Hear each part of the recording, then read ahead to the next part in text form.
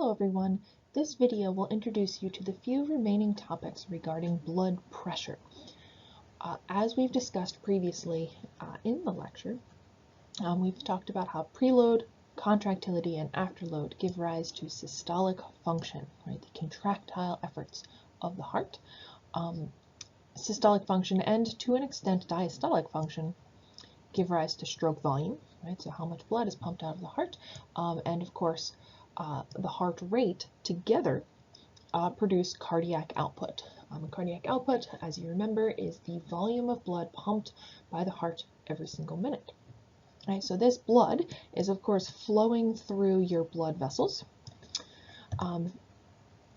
and this blood is inevitably going to encounter resistance. Okay, so the resistance is friction along the tunica intima. It is the resistance to flow through a vessel itself. So for example, narrower vessels produce more friction, more resistance than a big wide open vessel would. And so inevitably, even though we have this really smooth, slippery tunica intima, there is going to be some kind of resistance to the flow of blood. And so this resistance ultimately produces blood pressure. As we talked about previously, blood pressure is the force that is exerted by the blood against the vessel wall. And so we can see that it is pushing out on the vessel wall, and it does so more in narrower vessels than it does in wider vessels. Okay, so the remaining slides in this video are going to walk you through arterial blood pressure, which, as we know, is pulsatile as opposed to the venous. This is a graph that we've seen before, but let's now walk through this in a little bit more detail. As you might remember, the x-axis is essentially like distance from the heart. So blood is pumped out of the aorta first, and then through the elastic arteries and smaller and smaller and smaller vessels. Finally, the capillaries is where exchange with the tissues occurs. Blood drains into the venules, into the veins, and finally back into the heart. Now today, let's take a look at the blood pressure. Before, we looked at how the blood pressure isn't consistent, that it varies with the cardiac cycle. And so these blood pressures up here at the top, which are all about 120, represent the pressure exerted during the ventricular contraction. So as the blood is ejected from the heart, the blood pressure spikes to be the highest it's going to be during one cardiac cycle. Of course, when the heart relaxes, the blood pressure goes down, right, because it's not actively pushing more blood through the vessels. Blood is in fact draining back into the heart at this point, and so usually the diastolic pressure would be 70 to 80 millimeters of mercury at when the heart is at rest. And so systolic and diastolic pressures are the two numbers that you get when you talk about your blood pressure. The accepted values are 120 over 80, but of course this varies quite substantially given your age, given your lifestyle, so like how athletic you are, given your the health of your blood vessels, as well as a lot of other factors go into this systolic over diastolic pressure. So 120 over 80 is just kind of the average accepted healthy value. Okay. What we can also see here are two extra numbers that are also really important to us.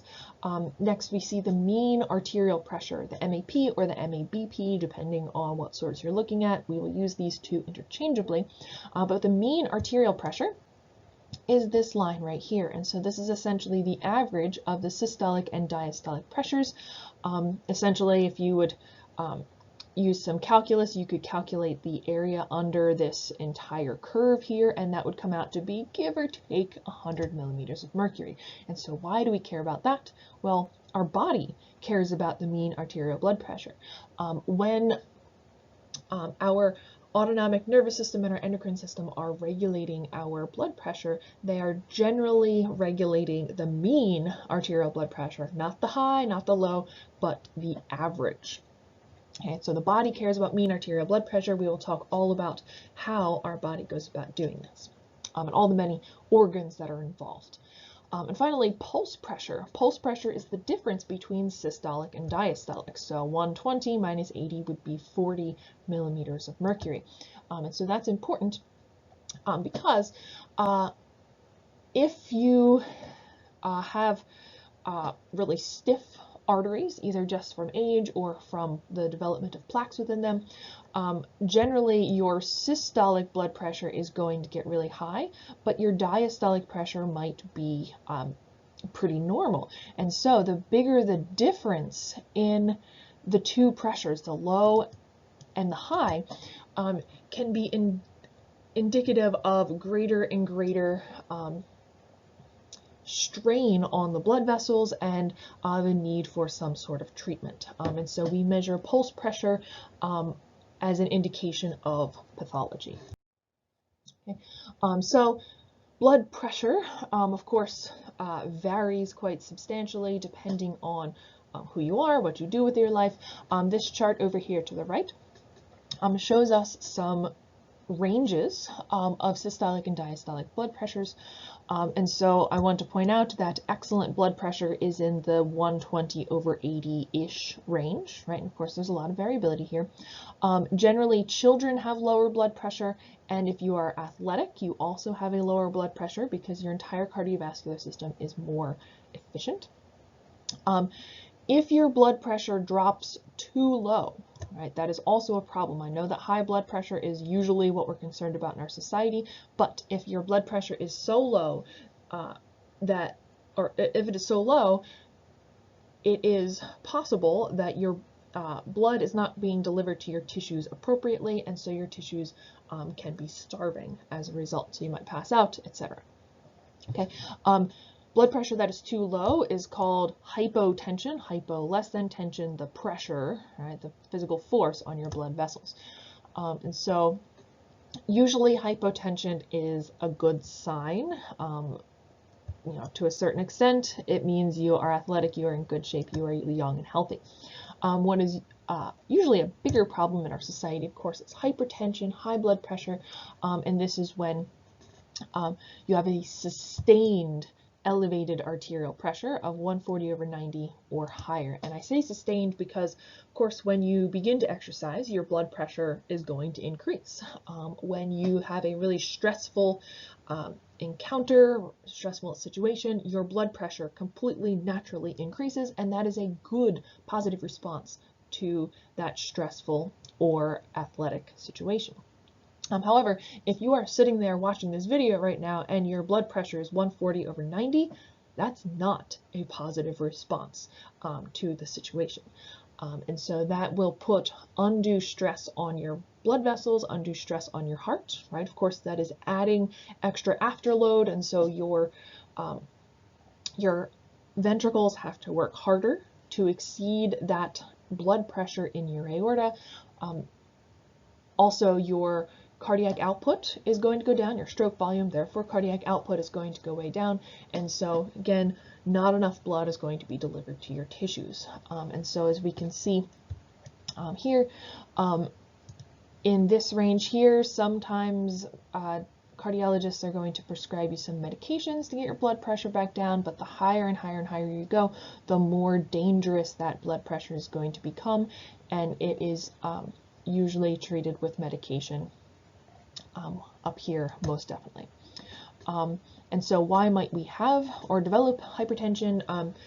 Might be due to heart failure, keep that in mind, vascular disease, renal failure, or stroke. So a lot of different factors play into hypertension. Now, as I said, sustained elevated arterial pressure is classified as hypertension, but there is a lot of additional variability. For example, over the course of a single day, your blood pressure is going to change quite dramatically. As we can see in this graph, this is the time of day. So here's midnight, here is noon, and here is the next midnight. And so this gray area right here is showing when, when people sleep, in theory. And so what we can get out of this graph is that when you're sleeping, of course, your blood pressure goes down and down and down the longer that you are asleep. But then waking up is really hard, really stressful. And so the highest your blood pressure is going to be over the course of the day is in the morning when you wake up. Other things that might increase your blood pressure in the short term: fever. Right? You want to deliver more blood to your tissues when you have a fever so that all of those white blood cells can actually help to get rid of whatever invader is causing the fever.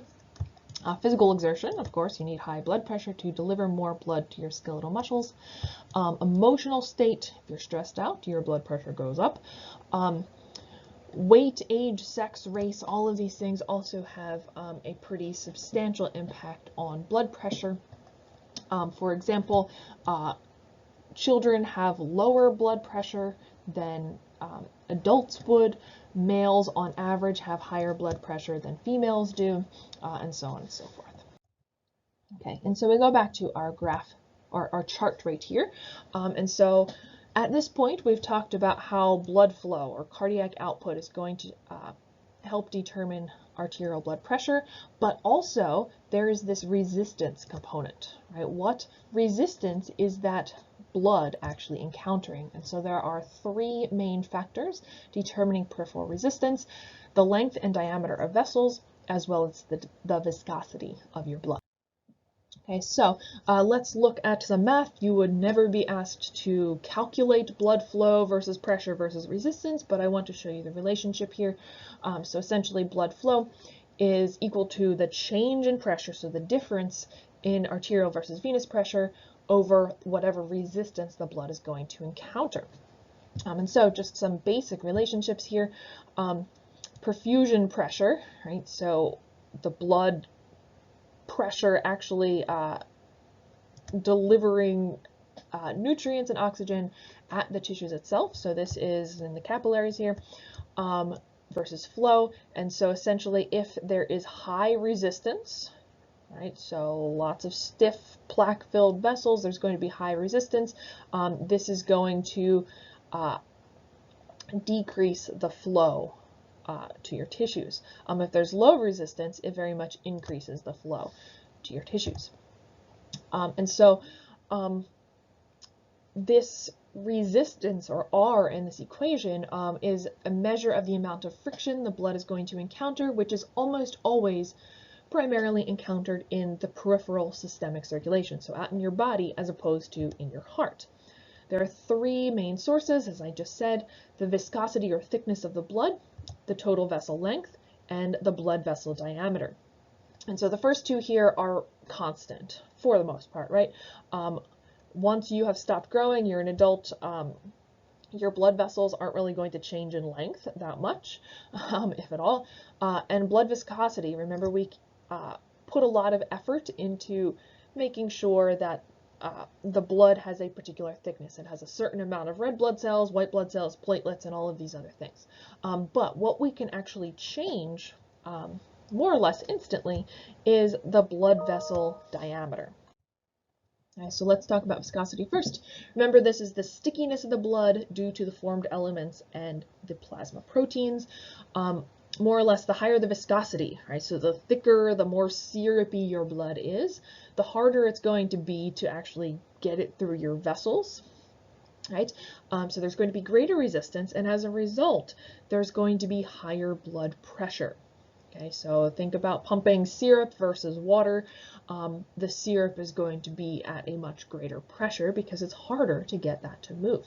And so this is just a little bit variable, not to any great extent, but if you are anemic or have hypoproteinemia, right, too little proteins in the blood, essentially that is taking out all of the solid substances within your blood, and so the blood is going to be less viscous, and as a result, if it's less viscous, your blood pressure is going to go down. On the other hand, if you are polycythemic or you are dehydrated, right, in both of these circumstances, you have more of the solutes and cells in your blood relative to water than you should, right? So if you're dehydrated, you have all the same stuff in your blood, except you have less water. And so in both of these situations, you have thicker blood and therefore increased blood pressure. Total vessel length, again, if for whatever reason there is more distance that the blood has to travel through, it will encounter more resistance just because it's interacting with a greater surface area of the vessels. And so with increased length, you get increased blood pressure. Okay. Finally, blood pressure diameter, or sorry, blood vessel diameter. In general, as the blood vessels get thinner and thinner and thinner, right? So the aorta is huge, and then the blood travels through thinner and thinner vessels until you get down to the capillaries, and then they get larger and larger. What we can see is that the blood actually slows down as it passes through these smaller vessels, and then speeds up as it passes through the larger and larger vessels. Right, so it is the narrower vessels slow down the flow of blood. Okay. We can also change in real time the diameter of our blood vessels and essentially increase or decrease the resistance that our blood is going to encounter. And so we can talk about this with this equation right here. And again, I'm not going to ask you to do this math for me on an exam, but it is helpful to kind of visualize what's going on here. And so if we have a blood vessel with a radius r of 2,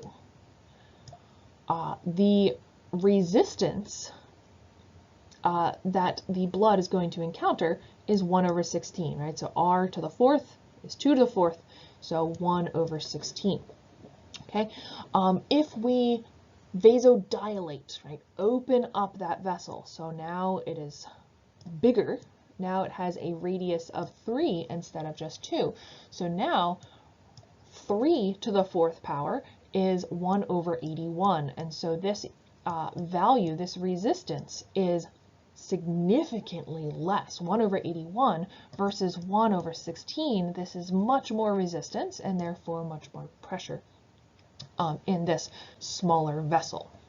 Okay, again, I'm not going to ask you to do this kind of math. I just want you to see that even the tiniest changes in radius, right? So just relaxing that smooth muscle just a little bit or constricting it just a little bit is going to produce substantial changes in resistance and therefore blood pressure. And just for some relationships, I feel like this class is really a lot of like, when this goes up, that goes down, or vice versa. It's important to recognize these relationships and understand them. When you decrease the diameter of the lumen, right, in this particular blood vessel, what you're doing is you are substantially increasing the resistance, right? So you are decreasing the size of the diameter, you're increasing the resistance, and therefore your blood pressure in those vessels is going to increase a lot. And so if we look at this graph, we've seen this before, and I want to walk through it just a little bit more now. If we look down here, again, we can see that along the x-axis, we have essentially the distance from the heart, right? So starting out in large arteries, draining back in the veins. These are huge vessels, and then the vessels get smaller and smaller and smaller. These are the smallest, and then they get bigger and bigger and bigger over here.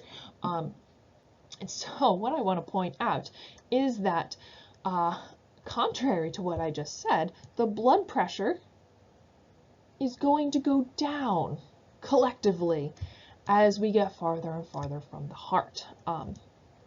And then ultimately we end up in the veins. And so what's happening here is that, yes, if we look at an individual blood vessel and we think about the same volume of blood going into the smaller vessel, absolutely the blood pressure is going to increase quite substantially. But in our body, we greatly increase the number of vessels, right? So we have many more small arteries, even more arterioles than that, even more capillaries than that. And so what we're doing is we are increasing the surface area, right? So how many vessels there are to actually hold all of this blood. And so the blood pressure, blood is distributed through more places, and so the blood pressure goes down in these smaller area vessels, right? Again, because there are just so many of them throughout the body. Okay. Of course, this gray line here, we can see that the total area is going to increase greatly. So this is like lots and lots and lots of capillaries as opposed to very few of these large arteries. Okay, what we can also see, since we're here, is the velocity changes. Right? As we looked at a couple slides ago, these smaller vessels are actually going to slow down the flow of blood, and that's a really good thing. We want the blood to be going as slow as possible through these capillaries, so there's actually ample time to unload water and solutes and oxygen, and ultimately pick up all the waste products and reabsorb the blood back into, or reabsorb the water back into the blood. The blood slows down through these really, really thin vessels, the capillaries up here, and then it kind of speeds up just a little bit to go back to the heart because of the action of the respiratory pump, of the skeletal muscle pump, and a little bit of autonomic nervous system control. Okay. Further implications of this relationship between vessel diameter and blood pressure, and ultimately flow, of course, is that when there is any kind of change in the diameter of the vessel related to the formation of plaques, this not only decreases the ability of the vessel to stretch and then recoil again, which we know already is not a good thing. Also, it is going to decrease the diameter of that blood vessel, right? So this might be a diameter of 3, this might be a diameter of half that, right? And so the blood pressure going through this much smaller space is going to increase substantially. Third and final thing that's going on with these plaques, and then I'll stop talking about them, is that they disrupt the flow of the blood. Okay. Usually blood vessels are nice and big and open, nice slippery surfaces to reduce the friction as much as possible. But when we have these plaques, the blood can become turbulent as it flows past these plaques. And so this greatly increases the chances of forming blood clots. In general, your blood is not supposed to be turbulent. It is supposed to be nice and smooth for proper functionality. Okay, so I want to finish this this video by wrapping up the case study. We talked about Everly, who arrived at the ER with a racing heartbeat. She had trouble breathing. She has high cholesterol. She had a heart attack a few years ago and lots of swelling in her feet, and she did get a coronary artery bypass related to this MI, myocardial infarction. If you remember, her echocardiogram showed that the left side of her heart was a lot bigger than the right side, and the left ventricular wall wasn't really moving as much as you would expect it to. Her chest x-ray confirmed this cardiomegaly and also indicated that she had extra fluid buildup in her lungs. And so now we know a little bit more about what an MI is.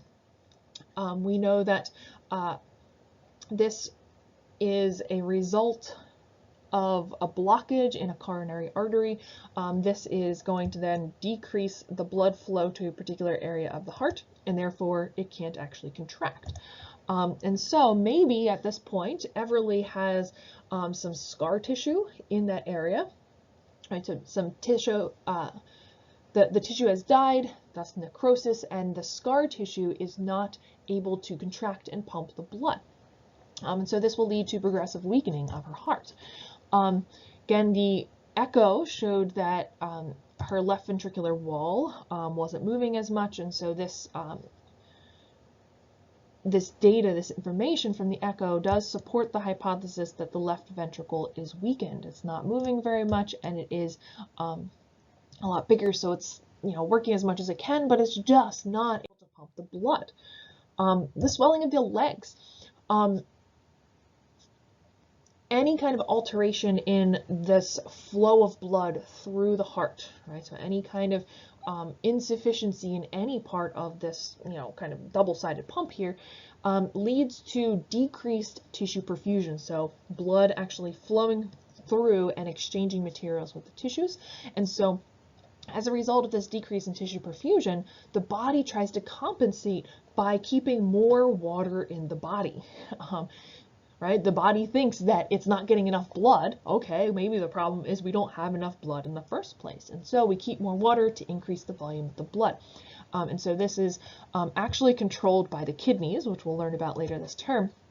But this is associated with reduced urine output because you maintain more water. And where is that water going to go if not in your blood? It is going to be stored in your tissues. And so the swelling, this extra edema, is a result of the body trying to compensate for the lack of tissue perfusion.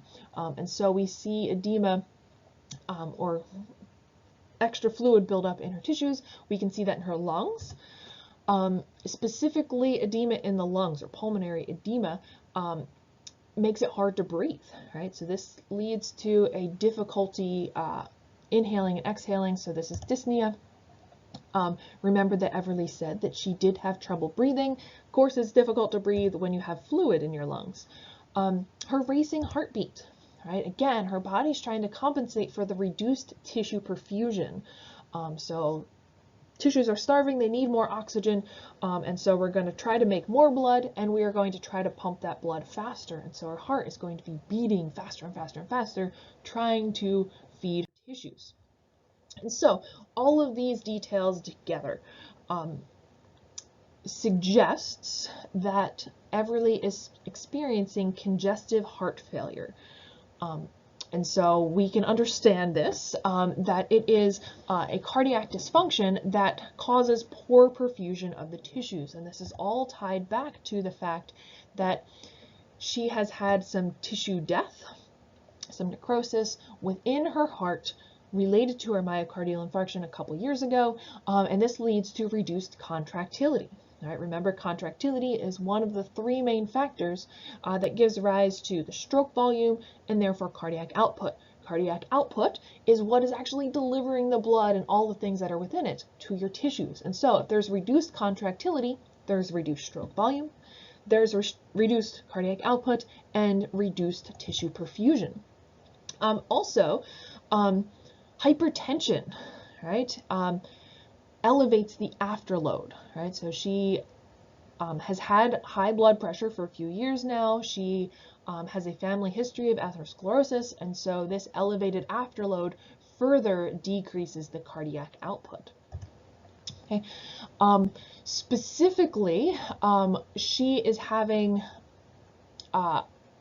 edema and symptoms related to this heart failure in her lungs, right? So a lot of extra fluid in her lungs as well as in her legs, and so both of these are indicative of a left ventricular heart failure. Okay. Again, the difficulty breathing, the dyspnea, is also indicative of this extra fluid buildup in the lungs. And to further complete this puzzle, the preload is also impacted, right? If she is retaining more fluid because she's not actually getting blood to her tissues adequately, the preload, the actual volume of the blood, is going to increase, and so this puts even more strain on her heart. And so the take-home message of this is that you guys should be able to recognize where there are issues in the description of this patient. I, of course, tell you this is congestive heart failure, but hopefully you guys can step back and really understand how contractility, afterload, and preload might be affected by tissue death or necrosis in her heart as linked to a myocardial infarction.